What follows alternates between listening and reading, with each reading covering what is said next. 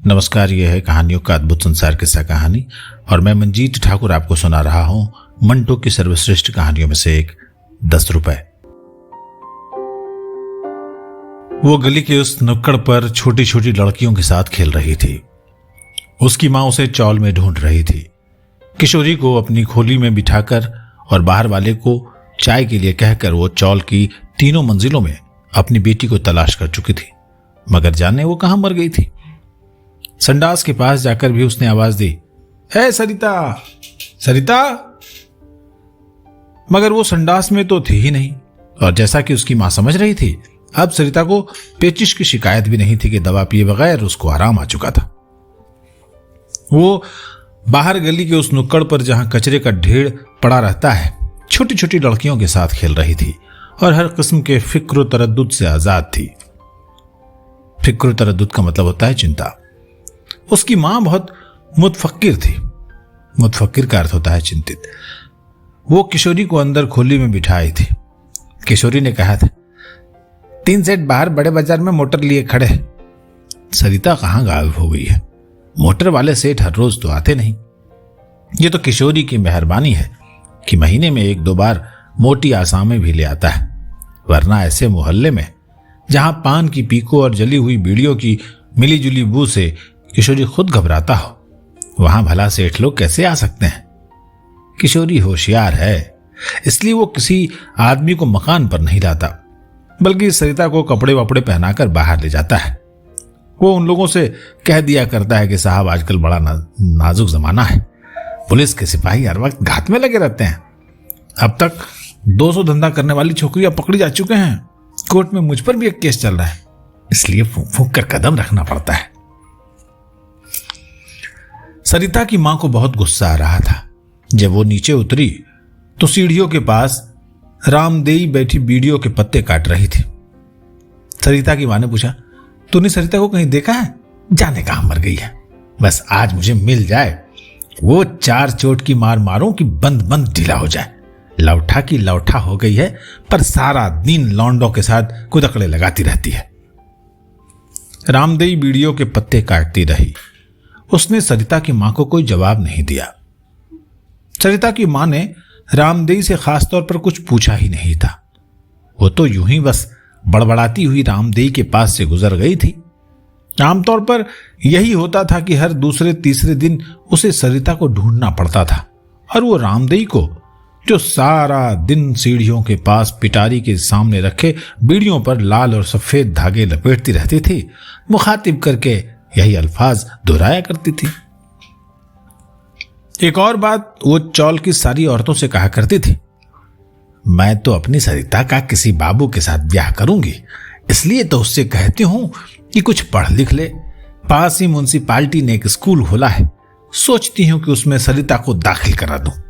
बहन, इसके पिता को बड़ा शौक था कि मेरी लड़की पढ़ी लिखी हो। इसके बाद वो एक लंबी आह भरते हुए अपने मरे हुए शौहर का किस्सा छेड़ देती, जो चौल की हर औरत को ज़बानी याद था।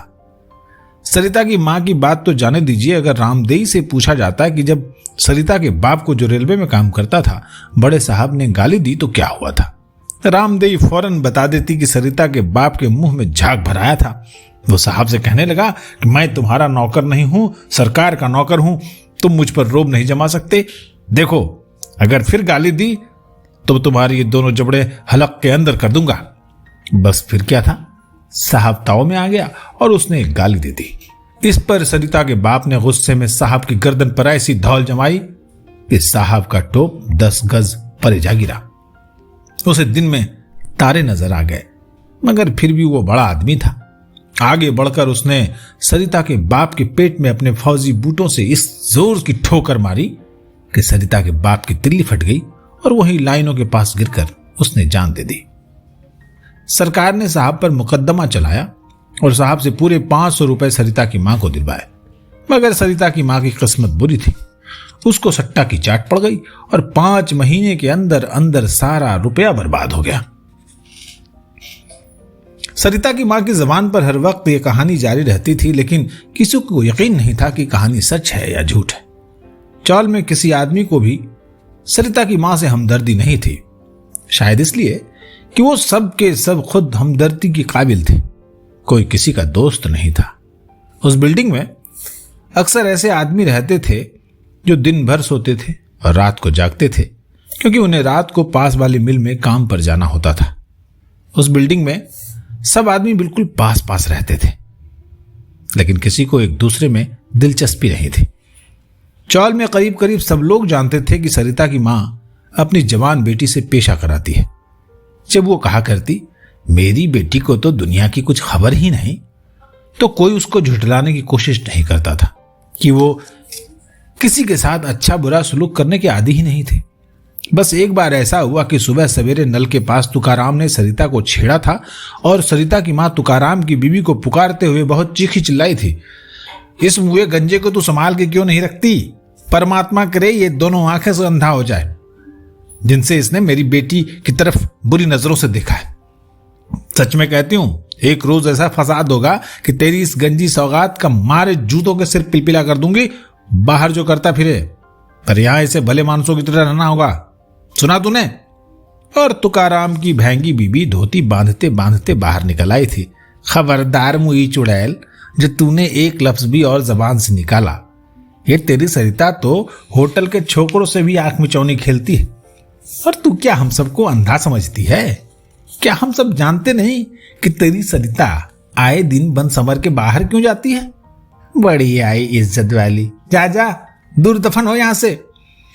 और फिर सरिता की मां ने बहुत जोर देकर नफरत भरे लहजे में कहा था, और वह तेरा यार घासलेट वाला, 2-2 घंटे उसे खोली में बिठाकर क्या तू उसका घासलेट सूंघती रहती है?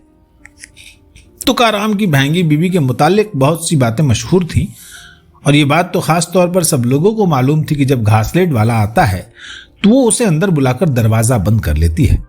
तुकाराम की बीबी से सरिता की मां की बोलचाल ज्यादा देर तक बंद नहीं रही थी, और फिर दोनों का आपस में समझौता हो गया था कि एक रोज रात को सरिता की मां ने तुकाराम की बीवी को घुप अंधेरे में किसी से मीठी मीठी बातें करते हुए पकड़ लिया था, और दूसरे रोज रात को तुकाराम की बीवी ने सरिता को एक जेंटलमैन आदमी के साथ मोटर में बैठे देख लिया था।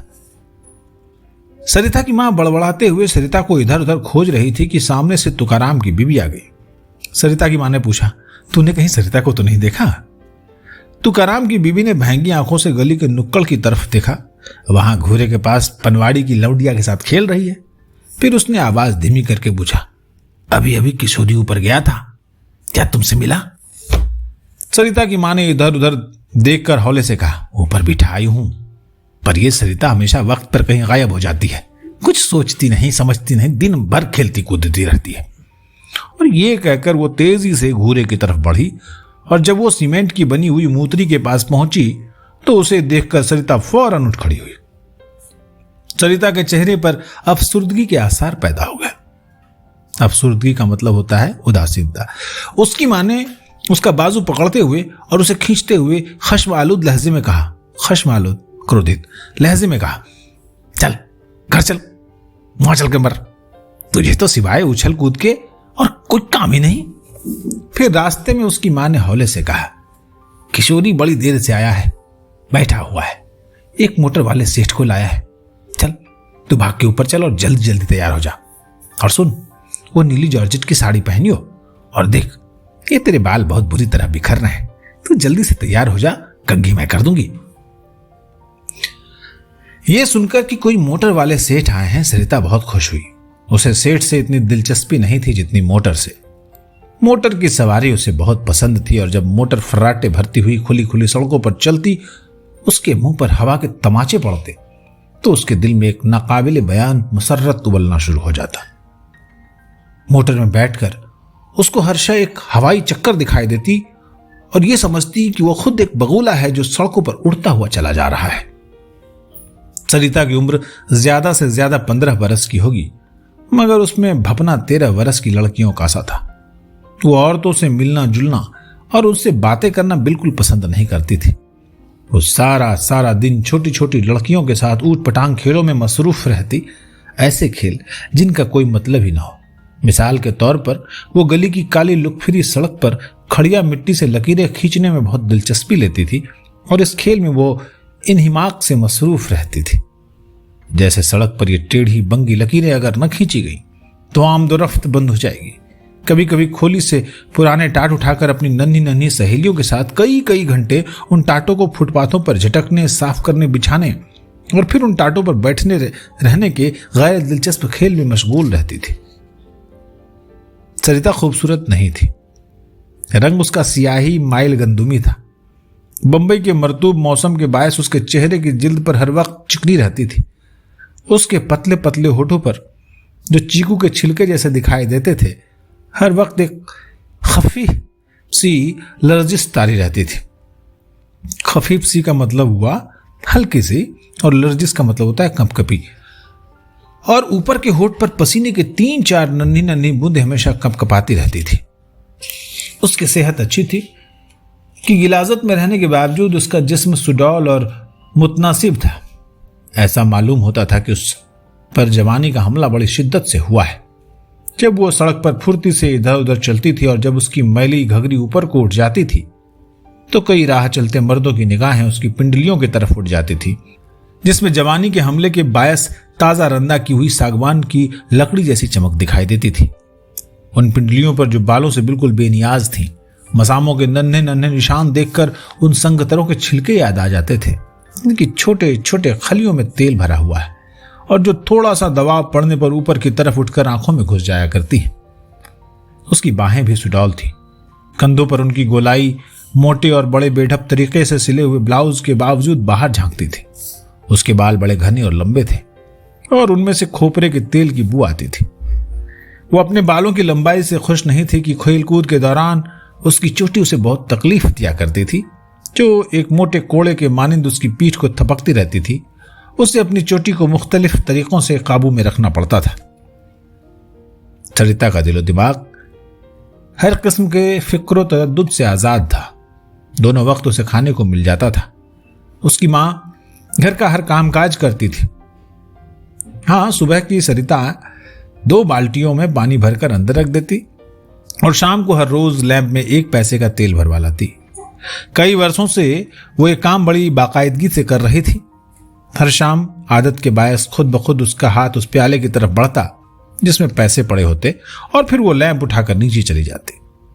कभी कभी यानी महीने में 4 या 5 बार जब किशोरी सेठ लोगों को लिए आता था तो सेठ लोगों के साथ होटलों में या कहीं अंधेरे मकामों में जाने को वो तफरीह ख्याल करती थी और उसने इस बाहर जाने के सिलसिले के दूसरे पहलुओं पर कभी गौर नहीं किया था। वो समझती थी कि दूसरी लड़कियों के घरों में भी किशोरी जैसे आदमी आते होंगे और उन्हें भी सेठ लोगों के साथ बाहर जाना पड़ता होगा और रात को वर्ली के ठंडे ठंडे बेंचों पर या जुहू की गीली रेत पर जो कुछ होता है सबके साथ होता होगा। एक बार उसने अपनी मां से कहा था, मां, अब तो शांता भी काफी बड़ी हो गई है, उसको भी मेरे साथ भेज दिया करो ना। ये सेठ लोग मुझे अंडे खाने को देते हैं, शांता को अंडे बहुत अच्छे लगते हैं।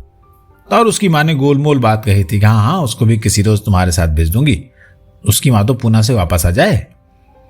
और दूसरे रोज उसने शांता को जो उस वक्त संडास से निकल रही थी यह खुशखबरी सुनाई थी कि तेरी मां पूना से आ जाए तो सब मामला ठीक हो जाएगा, तू भी मेरे साथ वर्ली जाया करेगी। फिर उसने पिछली रात की बात शांता को कुछ इस तरीके से सुनाना शुरू की जैसे उसने कोई बहुत प्यारा सपना देखा हो। शांता को, जो सरिता से 2 बरस छोटी थी, सरिता की बातें सुनकर कुछ ऐसा लगा था जैसे उसके सारे जिस्म के अंदर नन्हे नन्हे घुंघरू बज रहे हो।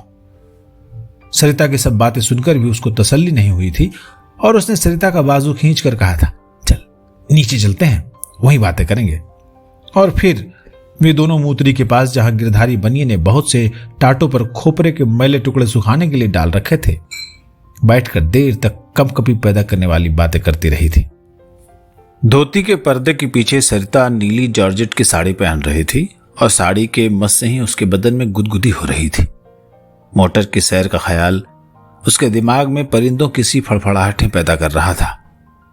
अब की बार सेठ कैसा होगा और उसे कहां ले जाएगा, ये और इस किस्म के दूसरे सवाल उसके दिमाग में नहीं आ रहे थे।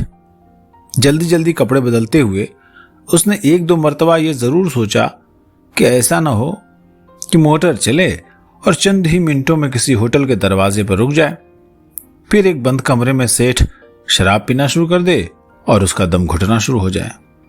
उसे होटलों के बंद कमरे पसंद नहीं थे कि उनमें आमतौर पर लोहे की 2 चारपाइयां इस तौर पर बिछी होती हैं, गोया उन पर जी भर के सोने की इजाजत नहीं है। जल्दी जल्दी उसने जॉर्जेट की साड़ी पहनी और शिकने दुरुस्त करती हुई एक लम्हे के लिए किशोरी के सामने आ खड़ी हुई।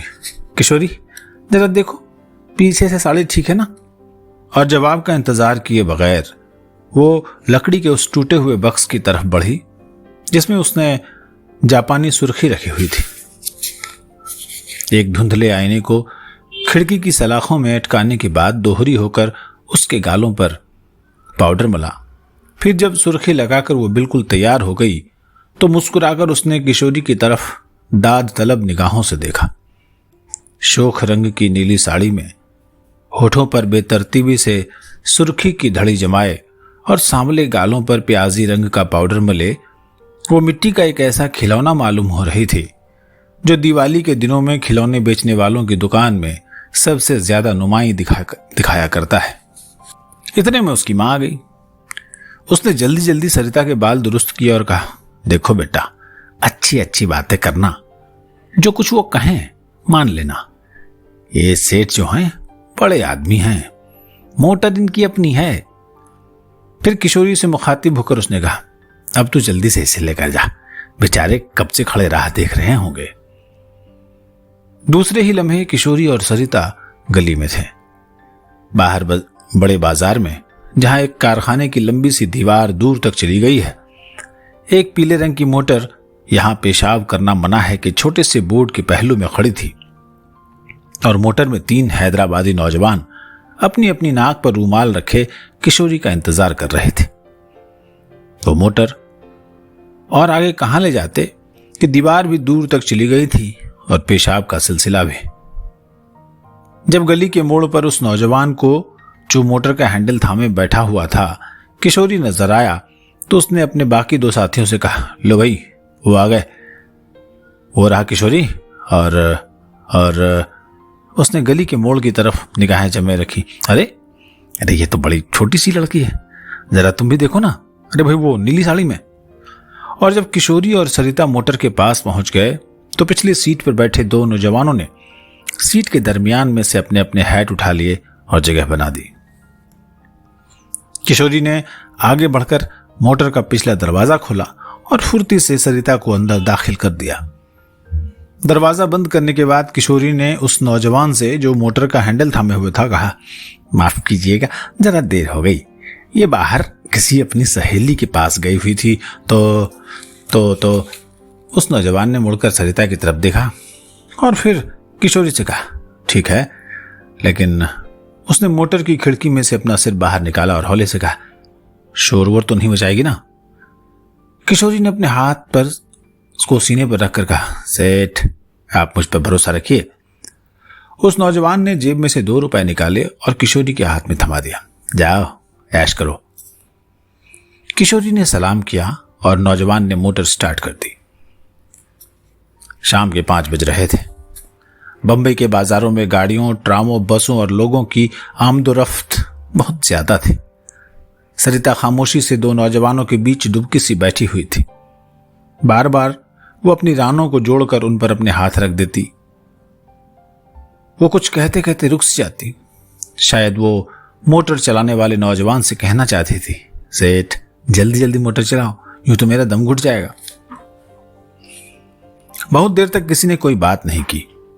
अगली सीट पर बैठा नौजवान मोटर चलाता रहा और पिछली सीट पर दोनों हैदराबादी नौजवान दाएं और बाएं कोनों में सिमटे अपनी अपनी अचकनों से वो इज़्तिराब छुपाते रहे। इज़्तिराब का मतलब होता है आतुरता, व्याकुलता।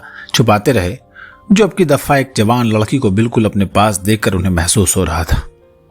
ऐसी जवान लड़की जो कुछ वक्त के लिए उनकी अपनी थी, यानी जिससे वो बिला खौफ व खतर बगैर किसी डर के छेड़छाड़ कर सकते थे। वो नौजवान जो मोटर चला रहा था 2 बरस से बंबई में कयाम पजीरी का मतलब ठहरा हुआ था और सरिता जैसी कई लड़कियां दिन के उजाले और रात के अंधेरे में देख चुका था। उसकी पीली मोटर में मुख्तलिफ रंग और नस्ल की छोकरियां दाखिल हो चुकी थीं, इसलिए उसे वो एक खास बेचैनी महसूस नहीं हो रही थी। हैदराबाद से उसके 2 दोस्त आए हुए थे और उनमें से एक, जिसका नाम शहाब था, बंबई में पूरी तरह सैरो तफरीह करना चाहता था और उसी के लिए किफ़ायत ने, यानी बंबई में क़याम पजीर मोटर के मालिक ने, अजराहे दोस्त नवाजी यानी मित्र की आवभगत के लिए किशोरी के जरिए सरिता हासिल कर ली थी। दूसरे हैदराबादी दोस्त अनवर में अखलाकी जरूरत कम थी, इसलिए वो मारे शर्म के किफ़ायत से ये नहीं कह सका कि उसके लिए भी एक हो जाए। किफ़ायत ने सरिता को पहले कभी नहीं देखा था और किशोरी बहुत देर के बाद ये नई छोकरी कहीं से निकाल कर लाया था।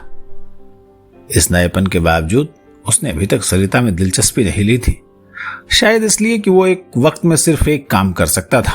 शायद मोटर चलाने के साथ साथ वो सरिता की तरफ ध्यान नहीं दे सकता था। जब शहर पीछे रह गया और मोटर मुज़ाफ़ात की एक सड़क पर चलने लगी, मुज़ाफ़ात का मतलब होता है शहर के पास की बस्ती, मुज़ाफ़ात की एक सड़क पर चलने लगी तो सरिता उछल पड़ी। एक दबाव जो अब तक उसने अपने ऊपर डाल रखा था, ठंडी हवा के झोंकों और उड़ती हुई मोटर ने एकदम उठा दिया। उसके अंदर बिजलियां सी दौड़ गई और वो सर से पांव तक हरकत बन गई। उसकी टांगें थिरकने लगी, बाजू नाचने लगे, उंगलियां कपकपाने लगी और वो अपने दोनों तरफ भागते हुए दरख्तों को दौड़ती हुई निगाहों से देखने लगी। अब शहाब और अनवर भी आराम महसूस कर रहे थे। शहाब ने, जो सरिता पर अपना हक समझता था, हौले से अपना बाजू उसकी कमर में हाइल करना चाहा तो एकदम सरिता की गुदगुदी उठी और वो तड़प कर अनवर पर जा गिरी। फिर पीली मोटर की खिड़कियों में से बाहर उछलकर दूर तक पीछे की जानिब उसकी हंसी लुढ़कती चली गई थी। शहाब ने एक बार फिर उसकी कमर की तरफ हाथ बढ़ाया तो वो दोहरी हो गई और हंसते हंसते उसका बुरा हाल हो गया। अनवर कोने में दुबका पड़ा बैठा रहा और अपने मुंह में थूक पैदा करने की कोशिश करता रहा। शहाब के दिलो दिमाग में शोख रंग भर गए। उसने किफ़ायत से कहा, अल्लाह बड़ी करारी लौंडिया है। यह कहकर उसने जोर से सरिता की रान में चुटकी भर ली। सरिता ने इसके जवाब में अनवर का कान हौले से मरोड़ दिया, शायद इसलिए कि वो उसके बिल्कुल पास था। मोटर में कहकहे उबलने लगे। किफ़ायत बार बार मुड़कर पीछे देख रहा था, हालांकि उसे अपने सामने लगे छोटे से आईने में सब कुछ दिखाई दे रहा था। कहकहों के जोर का साथ देने की खातिर उसने मोटर की रफ्तार तेज कर दी। सरिता का जी चाहा कि वो बाहर सामने मोटर के मुंह पर बैठ जाए, वहां जहां हवा के टकराव से कांपती हुई परी फंसी पड़ी थी। वो आगे की तरफ झुकी हुई थी। शहाब ने उसे छेड़ा तो संभालने की खातिर उसने किफ़ायत के गले में बाहें हमाइल कर दी। किफ़ायत ने गैर इरादी तौर पर उसके हाथ चूम लिए। एक सनसनी से उसके जिस्म में दौड़ गई और वो फान कर अगली सीट पर किफ़ायत के पास बैठ गई और उसकी टाई से खिलने लगी। तुम्हारा नाम क्या है? उसने किफ़ायत से पूछा। मेरा नाम? किफ़ायत ने कहा, मेरा नाम किफ़ायत है। और ये कहकर उसने 10 रुपए का एक नोट सरिता के हाथ में थमा दिया। सरिता ने उसके नाम की तरफ कोई तवज्जो न दी और नोट अपनी चोली में उड़सकर बच्चों की तरह खुश होकर कहा, तुम बहुत अच्छे आदमी हो, तुम्हारी ये टाई बहुत अच्छी है। उस वक्त सरिता को हर शय अच्छी नजर आ रही थी। वो चाहती थी कि जो कुछ बुरा है अच्छा हो जाए और फिर ऐसा हो कि मोटर तेजी से दौड़ती रहे और हर शय हवाई बगुला बन जाए। एकदम उसका जी चाहा कि गाए और उसने किफ़ायत की टाई छोड़ दी और गाना शुरू कर दिया।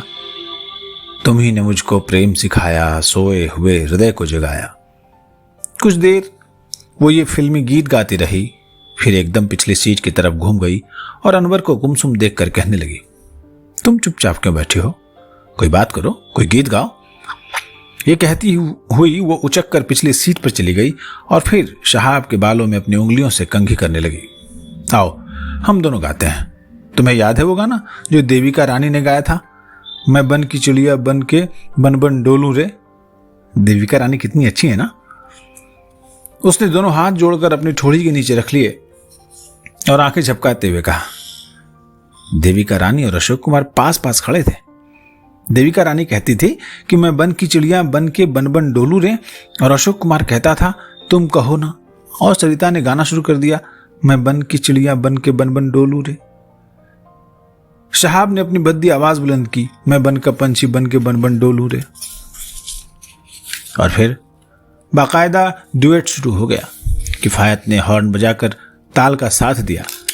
सरिता ने तालियां बजानी शुरू कर दी। सरिता का बारीक सुर, शहाब की फटी हुई आवाज, हॉर्न की पोंपों, हवा की साएं साएं और मोटर के इंजन की फड़फड़ाहट सब मिलजुल कर एक ऑर्केस्ट्रा बन गए।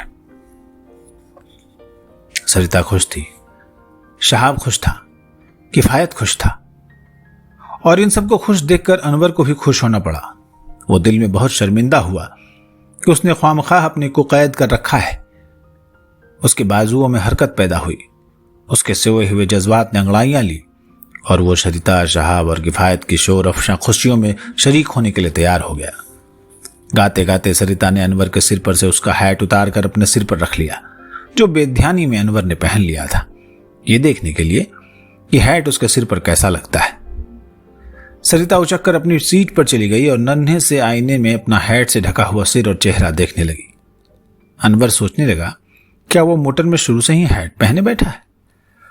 सरिता ने जोर से किफायत की मोटी रान पर तमाचा मारा, अगर मैं तुम्हारी पतलून पहन लूं और कमीज पहनकर तुम्हारे जैसी टाई लगा लूं तो क्या मैं पूरा साहब बन जाऊंगी?